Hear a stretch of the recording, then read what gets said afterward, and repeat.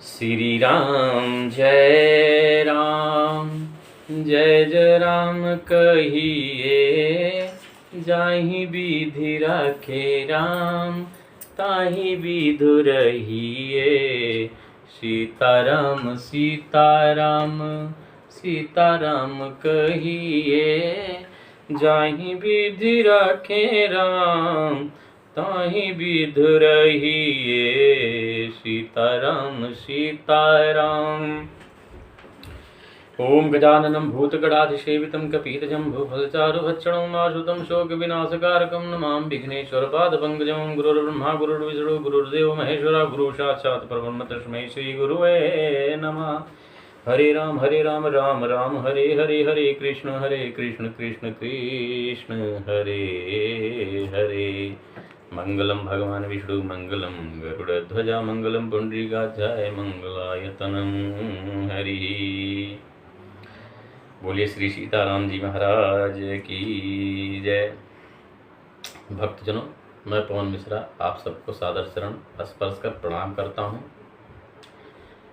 इस संसार में जितने जीव मात्र या सजीव चर अचर जितने प्राणी हैं, मैं सबको श्री राम मैं जानकर प्रणाम करता हूँ। सिया राम मैं सब जग जानी करूँ प्रणाम जोर जुग पानी।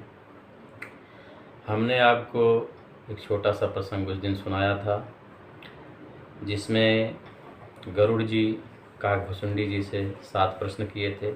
उसका काकभुसुंडी जी ने जवाब दिया था, सब बताया था। उसका जो है क्या है, किस प्रकार हुआ था। तो हमने आपको बताया था कि ससुरार प्यार भई जब तेरी रूप कुटुंब भयो तब ते, तो निपाप परायण धर्म नहीं कर दंड विडम्ब प्रजा नित ही। हमने सुनाया था कि जब ससुरारी प्यारी लगने लगती है तो जो पुत्र होता है या जो लड़का होता है, माता पिता को, परिवार को अपने शत्रु मानने लगता है। उसी प्रकार निप यानी राजा, निप पाप परायण धर्म नहीं, करिदंड विडम्ब प्रजा नित ही। जो राजा लोग पाप परायण हो गए, उनमें धर्म नहीं रह गया। वो प्रजा को नित्य ही बिना कारण ही दंड देने लगे, बिना अपराध के ही दंड देकर उसकी विडंबना करने लगे, यानी दुर्दशा किया करते थे। धनवंत कुलीन मलीन, धनवंत धनवंत कुलीन मलीन यपि। जो धनवान होगा वो भले कुलीन हो, लेकिन उसका मान बहुत होगा। नीची जाति का होगा, वो धनवान होगा, उससे किसी से कोई लेना देना नहीं है, उसका सम्मान होगा। मतलब कहने का मतलब है धनवंत कुलीन, जो जिसके पास धन वैभव पैसा होगा या पद प्रतिष्ठा होगा, वो किसी भी कुल का होने दो, नीच कुल का होके भी उसके कुल को अच्छा माना जाएगा, ऊंच कुल का माना जाएगा। ये धन की ऐसी वो आ जाएगी। दिज चिन्ह जनेऊ उघार तपी। ब्राह्मण का एक ही पहचान रह जाएगा, खाली जनेऊ। जनेऊ धारण किया है तो ब्राह्मण रह जाएगा, बाकी कोई धर्म नहीं पालेगा ब्राह्मण। और जो तपस्वी लोग रहेंगे, वो जिसके बदन पे कपड़ा नहीं होगा वो तपस्वी माने जाएंगे। तो द्विज का जो चिन्ह है वो जनेऊ है। मतलब जनेऊ है नहीं, द्विज का बहुत सारे चिन्ह है, लेकिन खाली जनेऊ रह जाएंगे। उनके अंदर धर्म सब वो हो जाएंगे। तो इस प्रकार जो है कह रहे हैं, काकभुसुंडी जी कह रहे हैं कि ब्राह्मण खाली जनेऊ से ही पहचाने जाएंगे, और जो जिसके तन पे कपड़ा नहीं होगा उसको तपस्वी माना जाएगा। वो होगा नहीं तपस्वी, लेकिन वो तपस्वी माना जाएगा। नहीं मान पुराण न वेद ही जो, नहीं मान पुराण न वेद ही जो वेदों और पुराणों को नहीं मानते हैं, वेद और पुराण जो नहीं मानते हैं, हरिसेवक संत सही कलिसो, कलि माने कलयुग, जो वेद और पुराणों को नहीं मानते हैं वही कलयुग में हरिभक्त और सच्चे संत कहलाते हैं, वही कहलाएंगे और कहला रहे हैं। कवि वृंद उदारी दुनी न सुनी, कवि वृंद उदार दुनी न सुनी, अगुण दूषक व्रात न कोपी गुनी। कवियों के तो झुंड हो गए हैं, कवियों के झुंड हो गए हैं, पर दुनिया में उदार यानी कवियों को आश्रयदाता जो होते हैं सुनाई नहीं पड़ता। गुण में दोष लगाने वाले तो बहुत हैं, गुण में दोष लगाने वाले बहुत हैं, पर गुणी कोई भी नहीं रहेगा। अगर कोई सत्य मार्ग पर चल रहा है, जैसे कोई अच्छा काम कर रहा है, तो उसके अच्छाइयों का अच्छा तो कोई नहीं कहेगा, लेकिन बुरा कहने वाले बहुत होंगे, लेकिन अच्छा कोई होगा नहीं। तो गुण दूषक, गुण में दोष लगाने वाले, ब्रात न कोपि गुणी, उसमें दोष लगाएंगे, बातें कह कह के दोष लगाएंगे, लेकिन गुणी कोई नहीं होगा। कली बारही बार दुकाल परे, कलयुग में बार बार दो काल होता है, एक जिसमें हम धान चावल काटते हैं और एक जिसमें हम गेहूं की बुवाई करते हैं, वो दो काल माना जाता है, ग्रीष्म काल और शीतकाल। तो कल यानी कलयुग, बारही बार यानी बार बार, कली बारही बार दुकाल परे, बिनु अन्न दुखी सब लोग मरे। जब धान की खेती नहीं होगी, धान की खेती को पानी चाहिए तो पानी नहीं होगा, और गेहूं की खेती को पानी नहीं चाहिए तो पानी बहुत बारिश हो जाएगा, अकाल पड़ जाएगा, बारिश होगा ही नहीं, एक एक साल बारिश नहीं होगा कलयुग में। अभी भी ऐसे ही है, जहाँ पानी है वहाँ बहुत पानी है, और जहाँ पानी नहीं है वहाँ बिल्कुल पानी नहीं है। पानी से बहुत लोग मर रहे हैं, लेकिन किसी के बस का कुछ है नहीं। बाबा तुलसीदास जी लिखे हैं, एक चौपाई बाबा तुलसीदास जी लिखे हैं, जिसका बहुत लोग अच्छा जो नहीं जानते हैं उसको, उसका गलत भी वो निकालते हैं। जैसे जो है कि समरथ कहूँ नहीं दोष गोसाई, बाबा तुलसीदास जी लिखे हैं चौपाई में कि समरथ कहूँ नहीं दोष गोसाई। तो इसमें कोई कोई व्यभिचारी व्यक्ति जिसके पास बुद्धि नहीं है, जिसकी बुद्धि भरभष्ट हो चुकी है, वो कहते हैं कि जो समर्थवान व्यक्ति होता है, समर्थवान उनको क्या लगता है कि जिसके पास धन है, बल है, वो समर्थवान है। ऐसा नहीं है। समर्थवान व्यक्ति धन से या बल से या बुद्धि से ऐसा नहीं होता है। बाबा तुलसीदास जी ने लिखा है, तो इसका गलत अर्थ मत लगाइए, हम भी नहीं लगाएंगे। लिखे हैं समर्थ कहूँ नहीं दोष गोसाई, तो बाबा तुलसीदास जी ने लिखने से पहले ही सोच लिया होगा कि कलयुग के जो मनुष्य होंगे बहुत चतुर होंगे। ये कह के निकल जाएंगे कि बाबा तुलसीदास जी ने लिखा है कि मैं समर्थवान हूँ तो मैं किसी को मार सकता हूँ या किसी को मैं गाली दे सकता हूँ। ऐसा नहीं है। समर्थवान किस प्रकार, इसलिए बाबा तुलसीदास जी ने उस चौपाई को क्लियर किया होगा। समर्थ कहूँ नहीं दोष गोसाई, रवि पावक सुरसर की नाई। ये जो आज बाढ़ आ रही है, उस बाढ़ में हम किसी को दोष दे सकते हैं, किसी फला व्यक्ति का नाम लेके कह सकते हैं, पानी को कोई दोष दे सकता है। तो समर्थ को नहीं दोष गोसाई, इसका तात्पर्य तुलसी बाबा जी ने इसका मतलब निकाला है कि समर्थवान कौन है, समर्थवान कैसा होना चाहिए। जैसे जल, जल जहाँ इच्छा होगा वहाँ बह जाएगा, और जल जिसको चाहेगा उसे बहा ले जाएगा, लेकिन उसका कोई दोष नहीं होगा। अग्नि जिससे हमको भोजन मिलता है, वही अग्नि जिसको चाहे उसको जला दे। जहाँ आग लग जाती है वहाँ ये नहीं, कोई वो नहीं कह पाएगा कि ये तो आग है, इसको ये करो, कुछ नहीं कर पाओगे आप। आग सूर्य का जितना इच्छा होगा उतना तपेंगे, आप रोक नहीं पाओगे।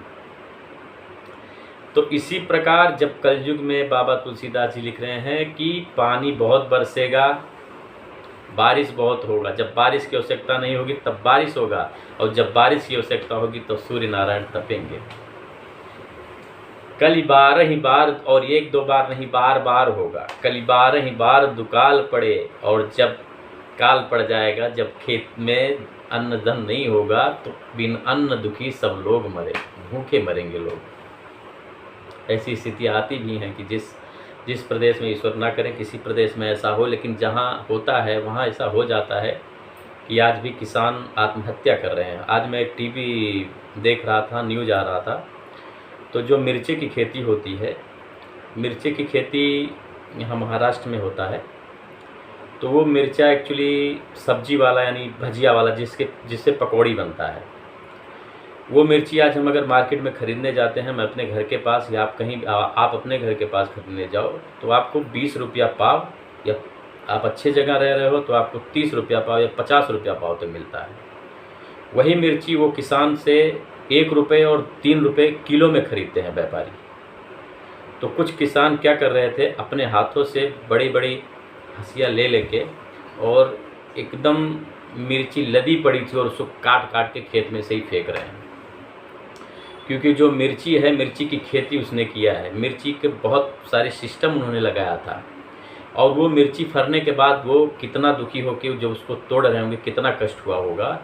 उनका कहने का ये मतलब है, वो लोग ये कह रहे थे कि ये हमसे 3 रुपये किलो में ख़रीदते हैं, और हमारा जो हम मिर्ची तोड़वाते हैं पेड़ से तो 3 रुपये किलो मेरी मजदूरी लग जाती है, और जो हमने बोया है उसमें खर्चा किया है उसका तो कोई बात ही नहीं। तो इस प्रकार जो है हर प्रदेश की अलग अलग स्थिति होती है। ऐसा नहीं है हम सुखी हैं तो सब सुखी हैं, सब बहुत सारी कष्ट हैं इस दुनिया में। ईश्वर सबका कल्याण करें। तो इस प्रकार कलयुग में बार बार अकाल पड़ता है और अन्न के बिना लोग त्राहिमाम हो जाते हैं। अब काकभूषुंड जी आगे कह रहे हैं गरुड़ जी से, सुन खगेश कलि कपट, कल यानी कलयुग और कपट माने तो आप समझ ही रहे हो। सुन खगेश कलि कपट हठ दंभ द्वेष पाखंड, मान मोह मारादि मद व्यापी रहो ब्राह्मण। हे पक्षीराज गरुड़ जी सुनिए, कलयुग में कपट, हठ यानी दुराग्रह, दंभ द्वेष पाखंड, मान मोह और काम अर्थात काम क्रोध और लोभ और मद पूरे ब्रह्मांड में व्याप्त रहेगा। ऐसा नहीं है कि एक व्यक्ति में रहेगा या 100 व्यक्ति में रहेगा, ऐसा कोई बचेगा ही नहीं जिसमें मान ये चीज़ें ना हो। काम क्रोध मद और लोभ ये सब में रहेंगे ही रहेंगे। पाखंड भरा हुआ है। मैं कह कुछ और रहा हूँ, मेरे मन में कुछ और चल रहा है। मैं सोच रहा कुछ और हूँ और बोल कुछ और रहा हूँ। तो इस प्रकार ये कलयुग में जो है ऐसा समय आएगा। बाबा तुलसीदास जी लिख रहे हैं। गरुड़ जी 7 प्रश्न किए हैं जो आपको मैं पहले कथा में सुनाया हूँ, तो उसका जवाब दे रहे हैं काकभूषुंड जी। तामस धर्म करहि नर, तामस देखिए ऐसा होता है, तामस यानी राजसी कह सकते हैं आप। तामस धर्म करहि नप जनिप, तामस धर्म करहि नर जप तप व्रत मखदान। देखिए ऐसा है कि कहने का मतलब ये है कि तामसी हो जाएगा सब चीज़। आप दान दे रहे हो तो आपके मन में अहंकार आ जाएगा। आप पूजा कर रहे हो तो आप सोचोगे कि मैंने सब कर लिया। जितने काम जैसे आपका धर्म जब तब व्रत होम कर रहे हो, दान कर रहे हो, सब आपका तामसी हो जाएगा। तो इससे क्या होगा? देव न बरसहि धरन और बय न जामहि दान। जब हम तामसी प्रकार से भोजन किसी को करवाएंगे, जो आप होम करोगे वही देवता को मिलेगा। और जब आप तामस से करोगे तो थोड़ी वो मिलने वाला है। देवता लोग थोड़ी लेंगे, और जब देवता को आहार ही नहीं मिलेगा तो आपको जल क्यों देंगे? और आपको जब जल नहीं देंगे तो जब आप बगैर जल के अगर धान बोओगे तो जामेगा? नहीं जामेगा। तो कलयुग में ऐसी स्थिति हो जाएगी। आगे सुनिए। अबला यानी स्त्री। अबला कच भूषण भूरी क्षुधा। स्त्री के पास, स्त्री के शरीर पे आभूषण नहीं रहेगा, उनको भूख बहुत लगेगा। अबला कच भूषण भूरी क्षुधा।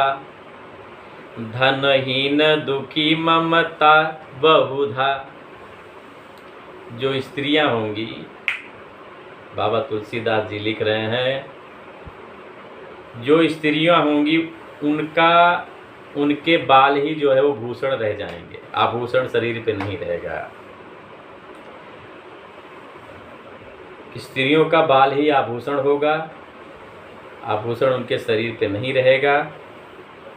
और उनको भूख बहुत लगती है, स्त्रियों को भूख बहुत लगती है, भोजन का ही नहीं, उनको ईर्षा, परपंच, बहुत सारी चीज़ों का भूख रहता है।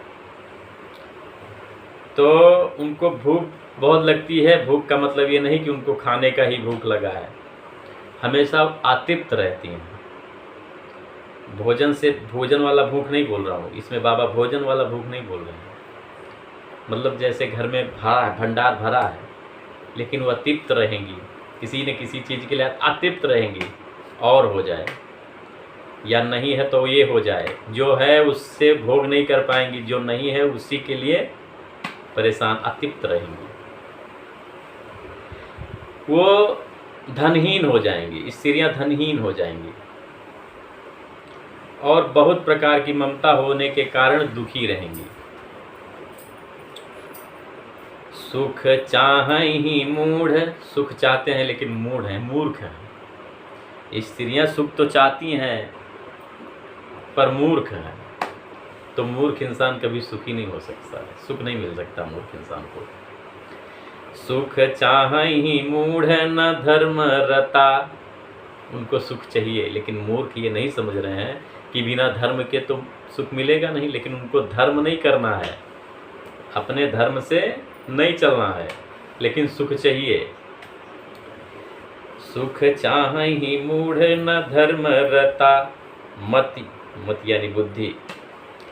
मति थोरे कठोर न कोमलता। मति बहुत कम है और जो है वो भी कठोर है, कोमल नहीं है। जितना है वो भी बहुत कठोर है, कोमल नहीं है। तो मूर्ख सुख चाहती है पर धर्म में उनका प्रेम नहीं है, बुद्धि थोड़ी है और कठोर है, उनमें कोमलता नहीं है। ये स्त्री की स्थिति होगी कलयुग में। अब सुनिए नरलोक का क्या होगा, मनुष्य का। नारी का तो हमने सुन लिया, अब मनुष्य का सुनिए। नर पीड़ित रोग न भोग कहीं। मनुष्य हमेशा पीड़ा में रहेंगे, भोग यानी सुख नहीं है उनको।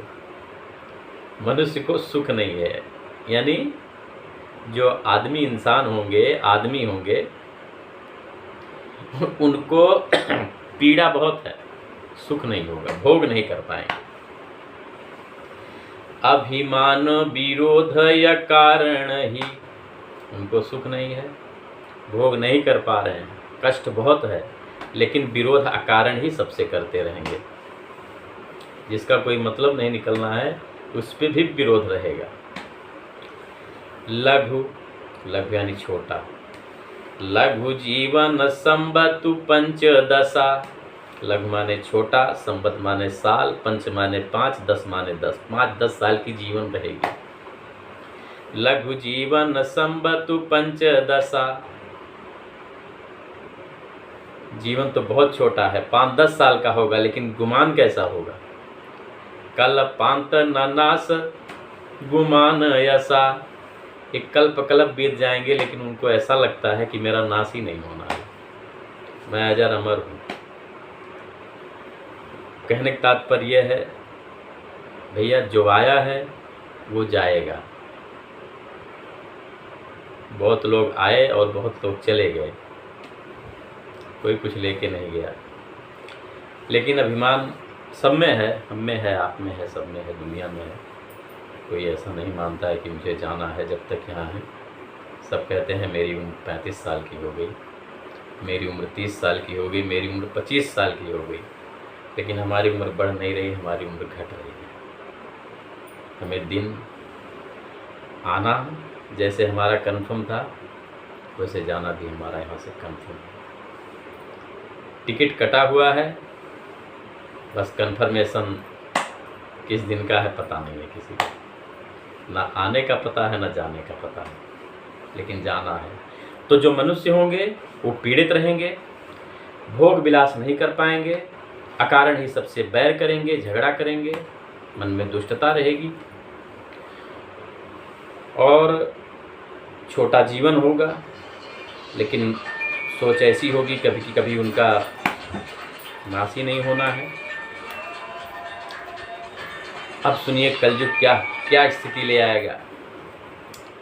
कली काल बिहाल की ये मनुजा, मनुजा माने मनुष्य, कली माने कलयुग, वो ऐसे बिहाल कर देगा, ये गंभीर बात है। कली काल बिहाल की ये मनुजा, नहीं मानत को अनुजा तनुजा। अनुजा तनुजा मतलब क्या होती हैं? बहन, लड़कियां। बहन पुत्री कोई नहीं मानेगा, ऐसा समय आ जाएगा। कलिकाल ने मनुष्य को बेहाल कर दिया, यानी अस्त व्यस्त कर दिया है।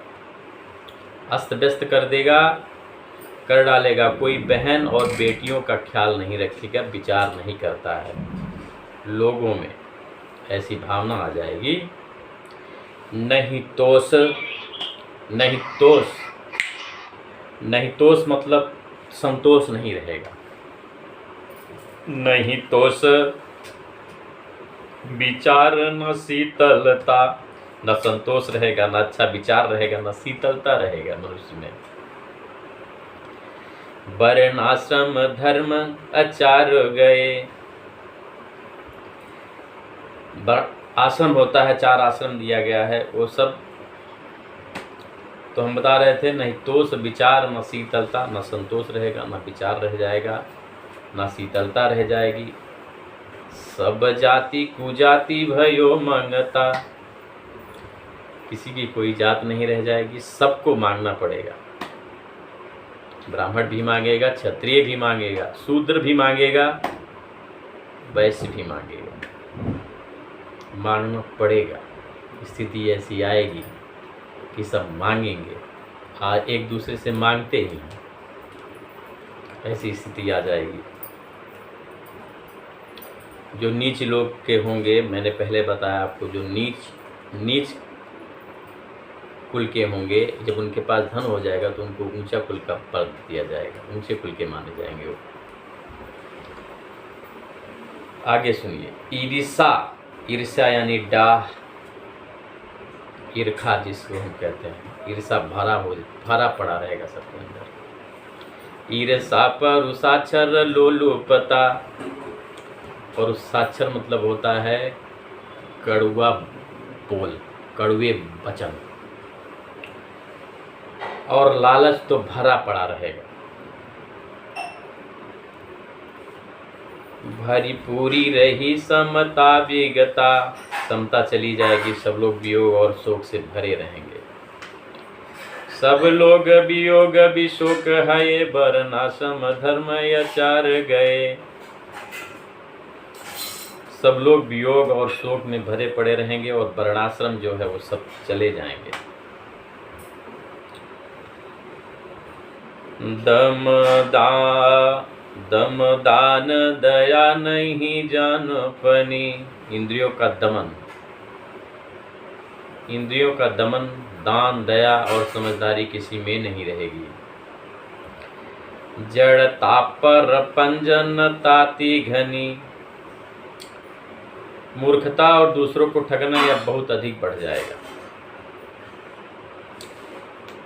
तनु पोषक, तन माने शरीर, पोषक माने इसका भरण पोषण करना, संवारना, अच्छा खाना, अच्छा कपड़ा, ये सब रह जाएगा। तनु पोषक नारी नरा सगरे, नर और नारी दोनों यही करेंगे, अपने शरीर का पालन पोषण करेंगे और कुछ नहीं कर पाएंगे। पर निंदक जे जग में बिगरे बगरे, इस शरीर का ही पालन पोषण होगा। ये खा लो, वो खा लो, ऐसे कर लो, वैसे कर लो, लेकिन शरीर को बचा लो, सुंदर बना लो इसको। बाकी किसी चीज़ से नारी और पुरुष दोनों में एक गुण हो जाएंगे। ये नहीं समझेंगे कि ये शरीर पंच तत्व से बना है और इसी में विलीन हो जाना है।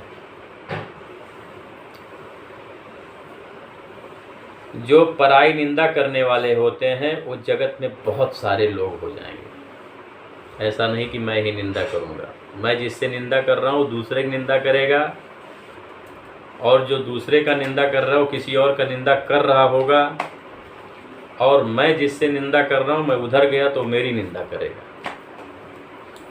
एक दो नहीं रहेंगे, बहुत सारे रहेंगे निंदा करने वाले। काकभूषण जी कह रहे हैं कि मैंने संक्षिप्त में सुनाया है, सुनु ब्यालारी काल कली, मल अवगुण, मल माने कचड़ा, अवगुण माने तो आप समझ ही रहे हैं, गुड़ माने गुड़ होता है, अवगुण माने अवगुण होता है। सुनु ब्यालारी काल कली मल अवगुण आगार, ये आगार मतलब होता है घर, जिसे आप जैसे वो कह सकते हैं कि जो भंडार, आगार बोलते हैं जहाँ बहुत सारा वो हो। तो काकभूषण जी कह रहे हैं, हे सर्पों के शत्रु गरुड़ जी महाराज, कलयुग में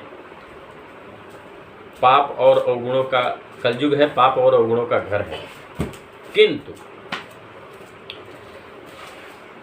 गुणों बहुत कलयुग कर बिन प्रयास निस्तार, लेकिन कलयुग में गुण भी बहुत हैं। अब गुण क्या है वो भी आप सुन लीजिए। इसी में भवबंधन से छुटकारा मिलता है कलयुग में। कैसे मिल जाता है? कृतयुग यानी सतयुग होता है।